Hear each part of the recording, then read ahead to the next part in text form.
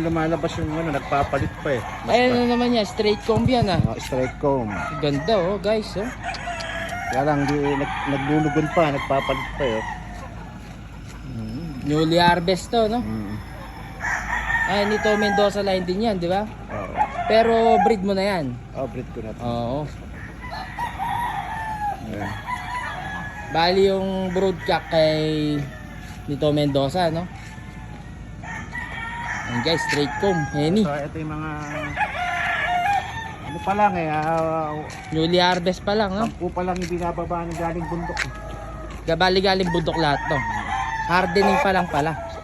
Ayan, may babaeng babae oh. Ito, mga babae nga to guys, oh. Pakita natin. Ayan, oh. Ayan.